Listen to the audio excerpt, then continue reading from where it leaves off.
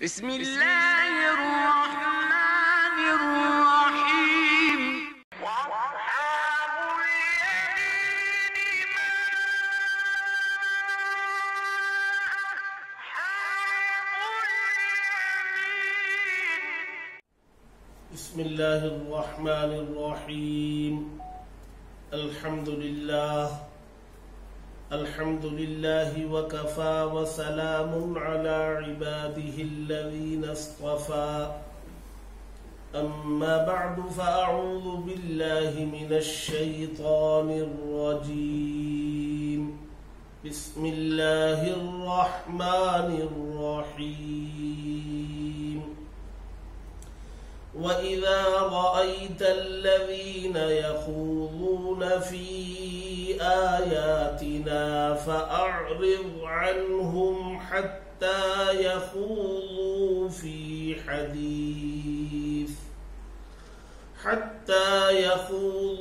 فِي حَدِيثٍ غَيْرِهِ وَإِمَّا يُنْسِيَنَّكَ الشَّيْطَانُ فَلَا تَقْعُدْ بَعْدَ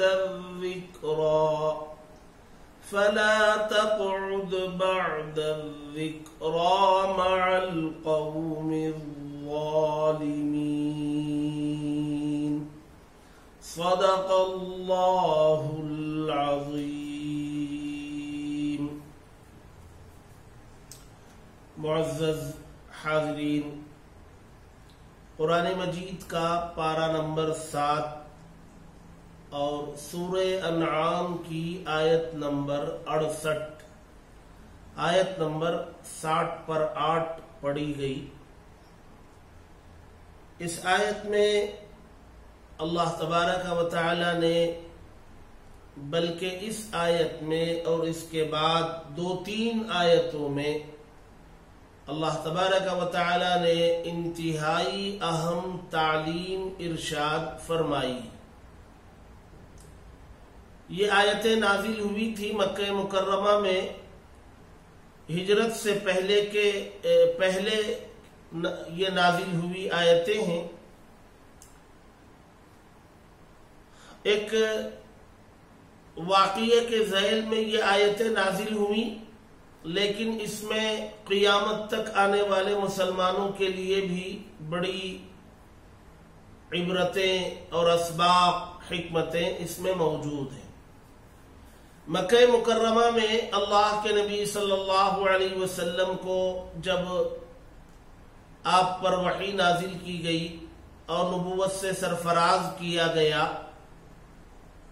اور آپ صلی اللہ علیہ وسلم ایک خدا کی طرف دعوت دینا آپ نے جب شروع کیا، تو وہی مکہ مکرمہ جو کچھ پہلے آپ کو الصادق الامین جیسے خطابات سے نوازتا تھا اور آپ کے پاس اپنی امانتیں لا کر رکھتا تھا، وہی سماج مکہ مکرمہ کا جو آپ کو اپنے جھگڑوں میں حکم اور فیصل بناتا تھا، جب آپ نے وحدانیت کی، توحید کی، ایک خدا ہونے کی طرف دعوت دینا شروع کیا، تو وہ لوگ نہ صرف مخالف ہوئے بلکہ آپ کے ساتھ عداوت اور انتقام اور دشمنی اور نقصان اور تکلیف پہنچانے پر اتر آئے. آپ صلی اللہ علیہ وسلم پر جو آیات، جو احکامات نازل ہوتے، مطاف میں طواف کی جگہ میں بیٹھ کر مکہ مکرمہ کے وہ لوگ جنہوں نے اسلام قبول نہیں کیا یا جن کے حق میں ہدایت نہیں تھی، وہ بیٹھ کر قرآن مجید کی آیتوں کو توڑ مڑوڑ کر پڑھتے، جس سے اس کے معنی بدل جاتے یا اس میں نازل شدہ احکامات کا مذاق اڑانے لگتے. اور جو مخلص صحابہ ہیں وہ مطاف میں پہنچتے تو وہ آوازیں ان کے کانوں میں پڑتی اور گئے بغیر مطاف میں رہا بھی نہیں جا سکتا. تو ایسے موقع پر اللہ تبارک و تعالی نے یہ آیت نازل فرمائی. اس میں خطاب آقا صلی اللہ علیہ وسلم کو ہے اور آپ کے واسطے سے پوری امت کو ہے. اس میں بتایا گیا کہ اے نبی، جب آپ دیکھیں کہ لوگ ہماری آیتوں میں عیب جوئی کریں، یخوضون پانی میں اترنے اور پانی میں گزرنے کے معنی میں ہے، لیکن یہاں اس کے معنی عیب جوئی، قرآن مجید کی آیتوں میں اس کے احکامات میں عیب نکالنا، اس پر تنقید کرنا، اس کا مذاق اڑانا.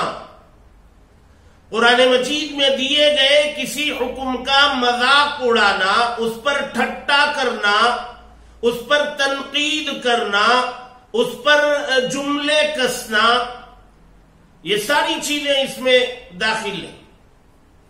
اللہ کے نبی صلی اللہ علیہ وسلم سے فرماتے ہیں کہ اے نبی، جب آپ دیکھیں لوگوں کو کہ وہ ہماری آیتوں میں عیب جوئی کرتے ہیں، مذاق اور ٹھٹا کرتے ہیں، تو آپ ان سے اعراض کریں، آپ ایسی مجلسوں میں نہ جائیں، آپ ان سے اعراض کریں، منہ موڑ لیں، وہاں سے گزر جائیں، وہاں بیٹھے نہ، یہاں تک کہ وہ اپنی گفتگو کا موضوع بدل دیں، یہاں تک کہ وہ دوسرے موضوع پر گفتگو کرنا شروع نہ کر لیں، تب تک آپ ان کے قریب نہ جائیں، ان کی مجلس میں نہ بیٹھیں. یہ خطاب آقا صلی اللہ علیہ وسلم کو ہے، لیکن آپ کے واسطے سے اس وقت کے صحابہ اکرام کو ہے اور پھر قیامت تک آنے والے مسلمانوں کو بھی ہے. آپ صلی اللہ علیہ وسلم نبی بنائے جانے سے پہلے بھی اس قسم کی مجالس میں آپ نے کبھی شرکت نہیں کی. بچپن میں بھی آپ کبھی ایسی مجلس میں آپ نے کبھی شرکت نہیں کی. لہذا خطاب اصلاً آپ کو نہیں ہے، آپ کے واسطے سے امت کو ہے کہ ایسی مجالس میں شرکت نہ کریں. اور اگر کبھی بغیر سوچے سمجھے اور بغیر خیال کیے کہ بیٹھنا ہو جائے، ذہن میں نہیں رہا، بھول ہو گئی اور ایسی مجلس میں بیٹھ گئے اور بیٹھنے کے بعد پتہ چلا کہ وہاں تو قرآنی احکامات کا مذاق اڑایا جا رہا ہے، اور اللہ تبارک و تعالی نے فرمایا فَلَا تَقْعُدْ بَعْدَ الذِّكْرَى، یاد آنے کے بعد ہرگز نہ بیٹھیں، مع القوم الظالمین، یہ ظالم قوم کے ساتھ یاد آنے کے بعد ہرگز نہ بیٹھیں، وہاں سے اٹھ جائیں.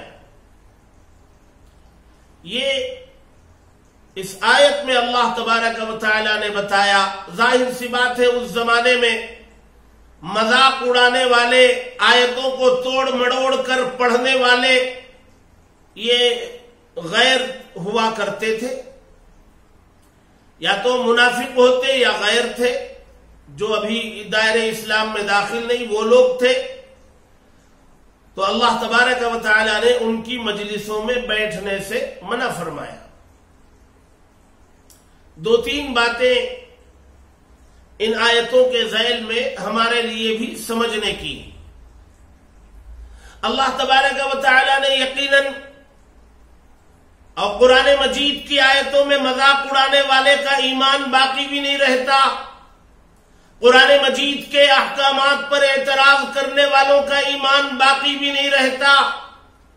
جس حکم پر وہ اعتراض کرے گا یا جس حکم کا مذاق اڑائے گا، مطلب یہ کہ اس حکم پر اسے یقین نہیں ہے، اور اس حکم پر اسے یقین نہ ہونے کا مطلب قرآن مجید کی ایک آیت پر اسے یقین نہیں ہے، شکوک و شبہات میں مبتلا ہے، تو ایمان تو خطرے میں آ گیا.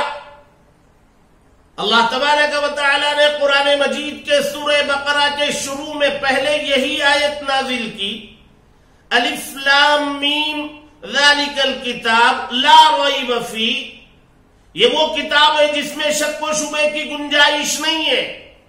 پہلے یہ عقیدہ بنا لو، قرآن بعد میں پڑھو۔ ذالک الکتاب لا ریب فیہ کا عقیدہ خون کے ایک ایک قطرے میں بس جائے، آگے چل کر قرآن جو حکم تمہیں دے آنکھ بند کر کے مانو کہ یہ اللہ کا کلام ہے، اور اللہ کے کلام میں نازل کیا گیا حکم وہ حرف بحرف صحیح ہے، رائی کے دانے کے برابر اس میں شک کی گنجائش نہیں، تبھی ایمان کامل ہوگا۔ اس زمانے میں تو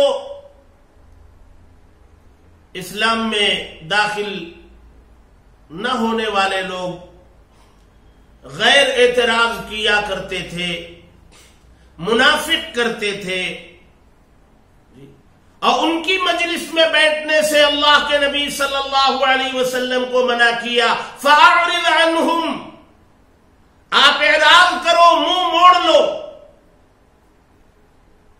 اعراض کے بہت سارے طریقے ہیں کہ سیدھے سیدھے اس مجلس سے واک آؤٹ کر دیا جائے، نکل کے چلا جائے، اور اگر نکل کے جانے میں خطرہ ہے، جان کا، نقصان کا، عزت کا، آبرو کا خطرہ ہے، تو وہیں بیٹھے بیٹھے اپنے دوسرے کام میں لگ جاؤ، اس گفتگو کی طرف توجہ نہ دو، اپنے کسی اور کام میں دھیان لگاؤ۔ لیکن اللہ تبارک و تعالی فرماتے ہیں منہ موڑ لو۔ ہاں،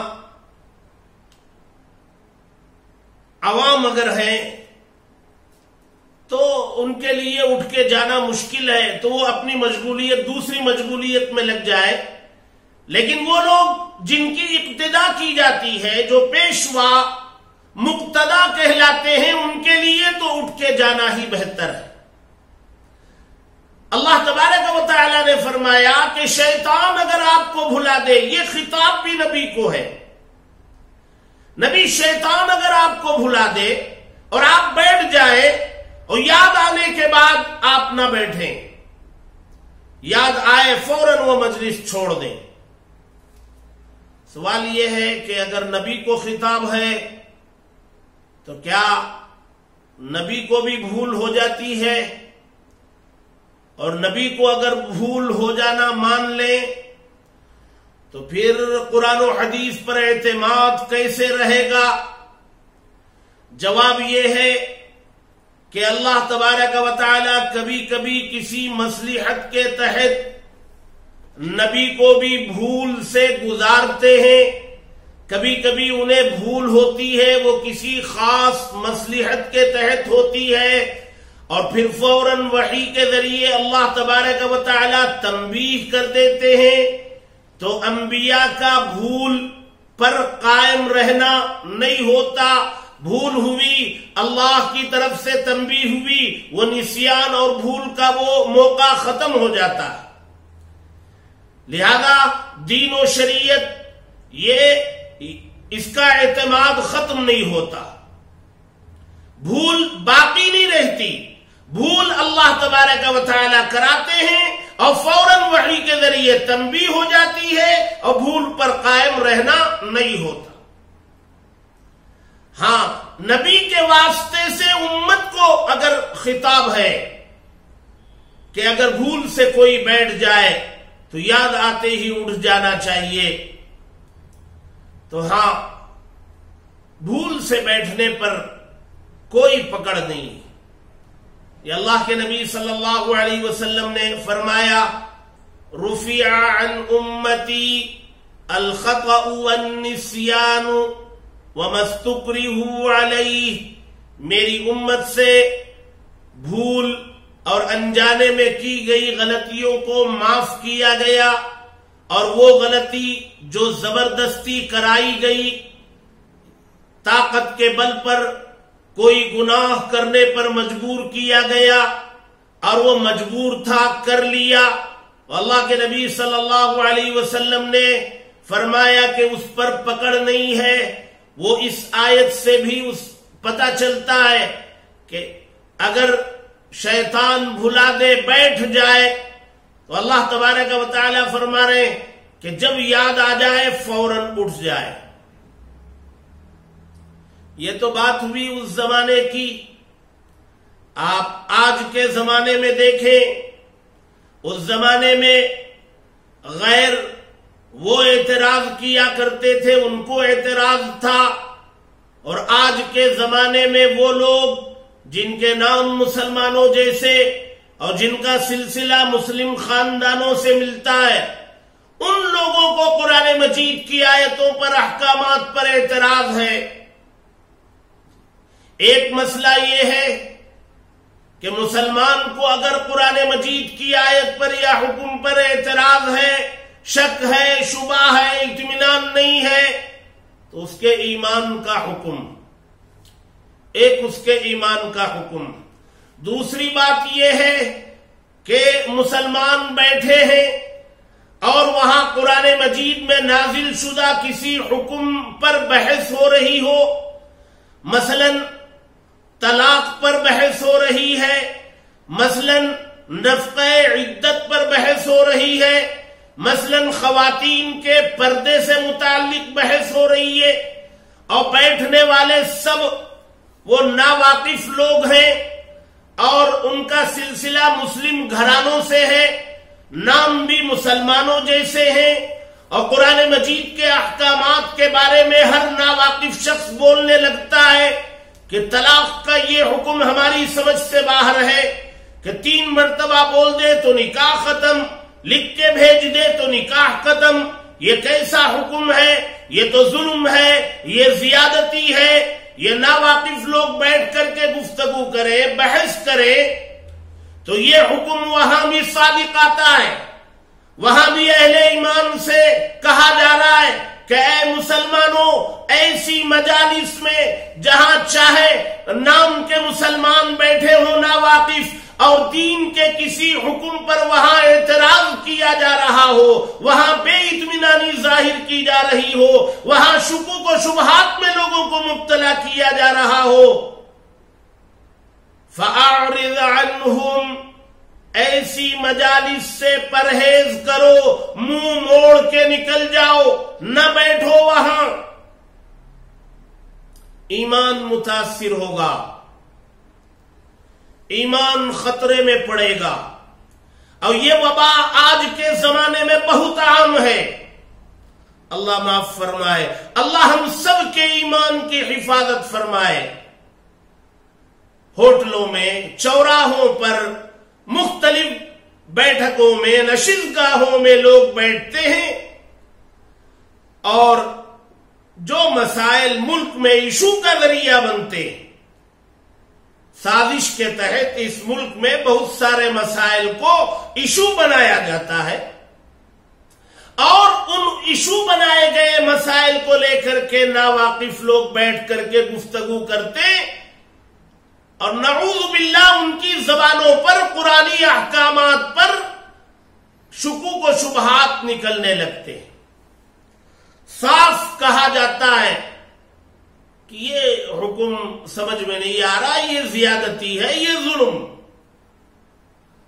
اللہ تبارک و تعالی نے فرمایا ایسی مجالس میں ہرگز نہ بیٹھے. یہ مجالس ایمان کو متاثر کرنے والی ہے. ہم بیٹھیں گے وہاں، ہمیں بھی ہمارا یقین بھی متاثر ہوگا، ہمارا یقین بھی کمزور ہوگا. آج کے موجودہ زمانے میں اس مسئلے کو سمجھنا بہت آسان. آج جو وبا چلی ہے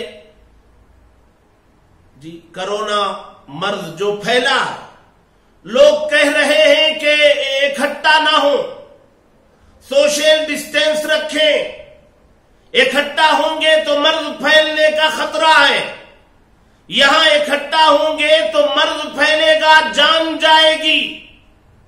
اور ایسی مجالس میں بیٹھیں گے، اکٹھا ہوں گے، ایمان متاثر ہوگا اور کفر پر موت آئے گی. ایسی مجالس اس وبائی مرض سے کہیں زیادہ خطرناک ہیں۔ ایسی تقاریب جہاں شریعت کی دھجیاں اڑائی جا رہی ہوں، اللہ کے نبی کی سنتوں کا جنازہ نکالا جا رہا ہو، ایسی مجالس میں شرکت اپنے ایمان کو خطرے میں ڈالنے کے برابر ہے۔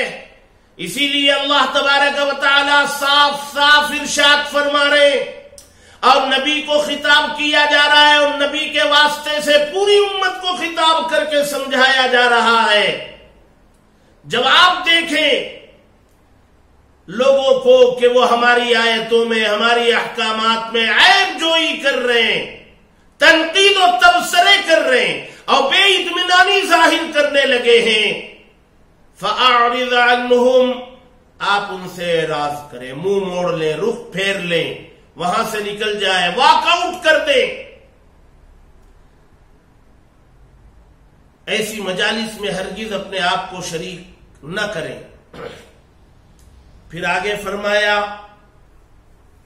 اس میں ایک جملہ فرمایا حَتَّى يَخُوضُوا فِي حَدِيثٍ غَيْرِهِ، یہاں تک کہ وہ دوسرے موضوع پر گفتگو کرنا شروع نہ کر لیں۔ یعنی اس میں یہ پتہ چلتا ہے کہ وہ موضوع بدل لیں اور دوسرا کوئی موضوع پر گفتگو شروع ہو جائے تو بیٹھنے کی گنجائش معلوم ہوتی، لیکن آخر آیت میں، آیت کے آخری ٹکڑے سے معلوم ہوتا ہے، جو مطلق ہے اس سے معلوم ہوتا ہے ایسے لوگوں کی مجلس میں مطلق نہیں بیٹھنا چاہیے، چاہے وہ دین و شریعت پر اعتراض کرتے ہوں یا نہ کرتے ہوں، ایسے لوگوں کی صحبت میں بیٹھنا ہی نہیں چاہیے۔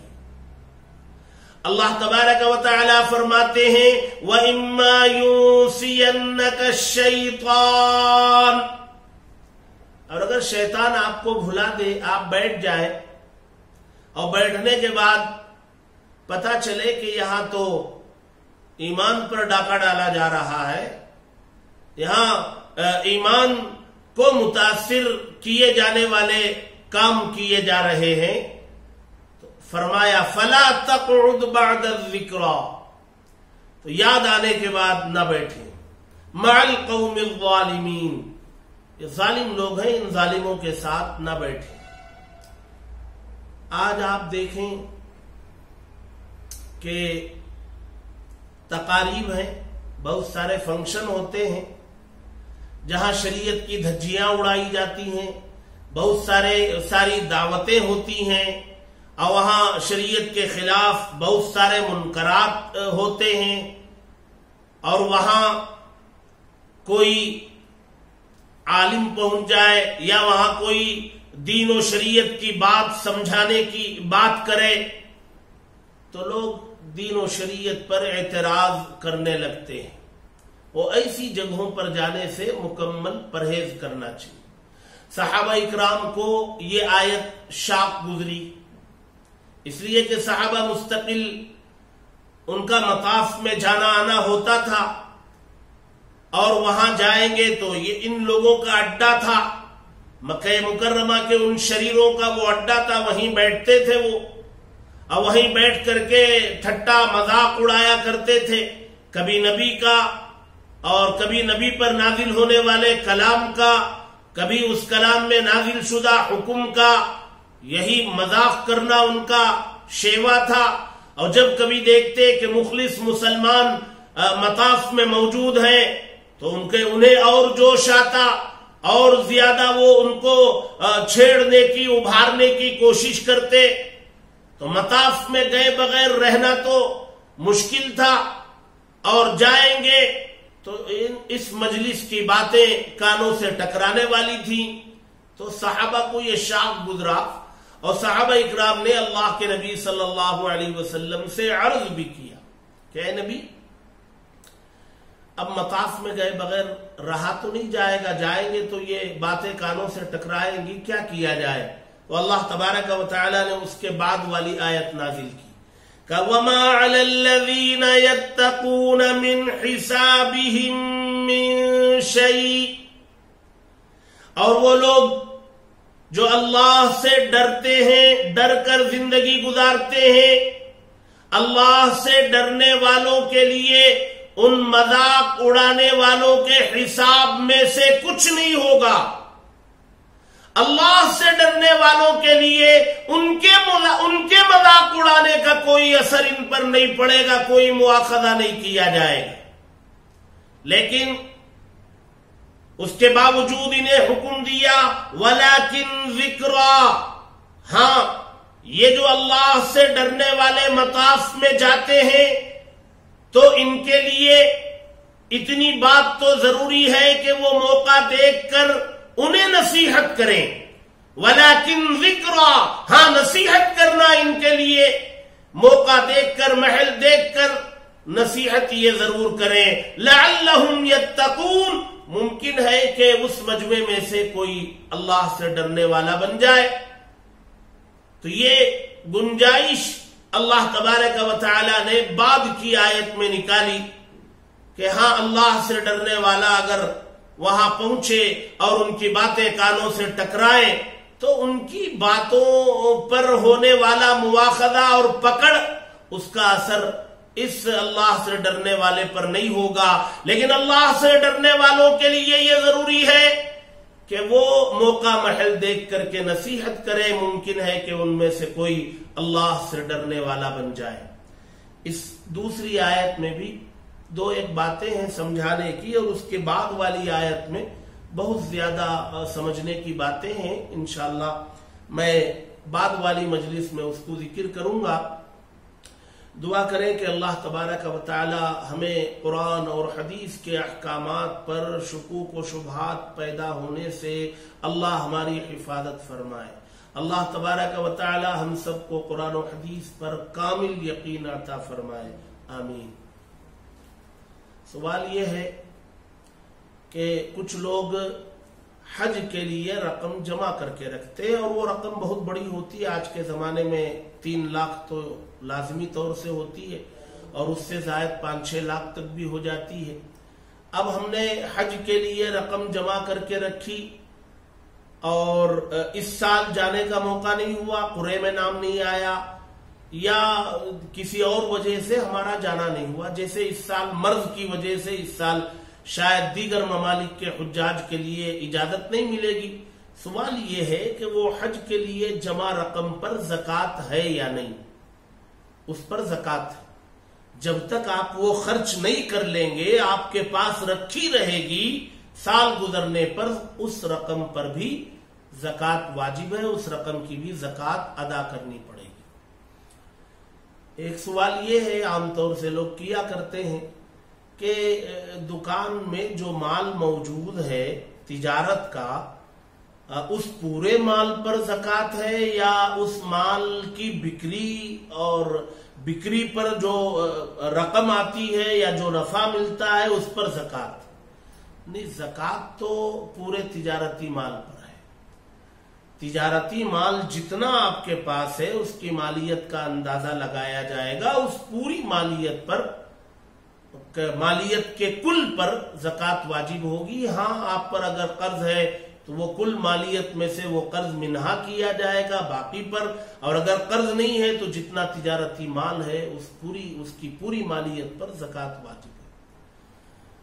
ایک سوال یہ ہے کہ بعض گھروں میں اپنی بچیوں کے لیے زیور بنا کے رکھا جاتا ہے کہ بچی کی شادی کے موقع پر بچی کو دیا جائے گا، تو وہ بچی کے لیے بنائے گئے زیور پر زکوٰۃ ہے یا نہیں؟ سوال یہ ہے کہ جس بچی کے لیے بنایا گیا ہے وہ بچی بالغ ہے کہ نہیں ہے؟ دوسرا سوال یہ ہے کہ اس بچی کو زیور دے کر کے مالک بنا دیا گیا ہے کہ نہیں؟ جی یہ چند چیزیں ہیں، اس میں عام طور سے بچی کو مالک نہیں بنایا جاتا، وہ ماں باپ کی تحویل میں رہتا ہے، ماں باپ اپنے پاس رکھتے ہیں، شادی کے موقع پر وہ بچی کے حوالے کیا جاتا ہے، اس کو مالک بنایا جاتا ہے۔